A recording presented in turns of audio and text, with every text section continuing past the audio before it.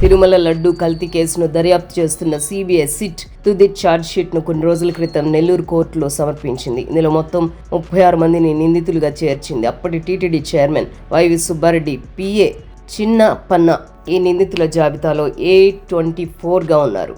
అయితే విచిత్రంగా సుబ్బారెడ్డి పేరు నిందితుల జాబితాలో ఎక్కడా లేదు. ఇక్కడే జనాలకు సిట్ దర్యాప్తు మీద అనుమానం వస్తోంది. చైర్మన్ మద్దతు లేకుండా చిన్నప్పన్న అనే వ్యక్తి ఇంత పెద్ద ఎత్తున ఇంతమందిని కోఆర్డినేట్ చేస్తూ అవినీతి చేయగలడా?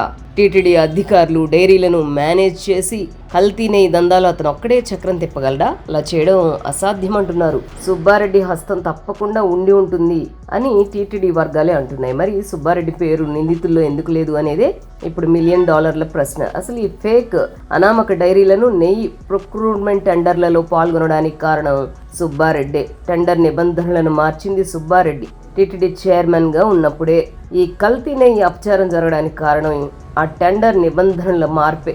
దానికి సుబ్బారెడ్డిని సిట్ ఎందుకు బాధ్యుని చేయలేదనేది ఎవరికి అర్థం కాని విషయం. ఇక్కడ మనం ఒక విషయం గుర్తుపెట్టుకోవాలి. జగన్మోహన్ రెడ్డి, సుబ్బారెడ్డిలు అక్రమాస్తుల కేసుల్లో సహ నిందితులు. వీళ్లకు అవినీతి చేయడం తెలుసు.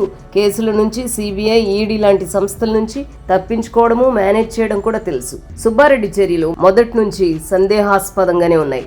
కూటమి ప్రభుత్వం కల్తీ నెయ్యి కుంభకోణాన్ని దర్యాప్తు చేయడానికి సిట్ వేయగానే సుబ్బారెడ్డి సుప్రీంకోర్టుకు పరిగెత్తుకు వెళ్లాడు.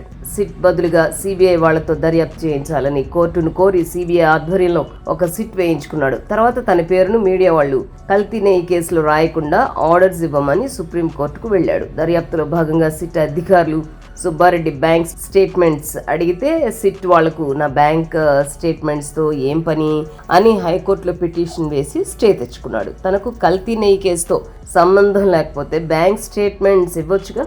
అలా అడుగడుగున సిట్ విచారణకు అడ్డుపడుతూనే ఉన్నాడు. చివరకు సిట్ తుది ఛార్జ్ షీట్ లో నిందితుడిగా తన పేరే లేకుండా మేనేజ్ చేసుకున్నాడు. అందుకే అనేది సుబ్బారెడ్డి మామూలోడు కాదు, ఆయన పెద్ద ముదురు అని.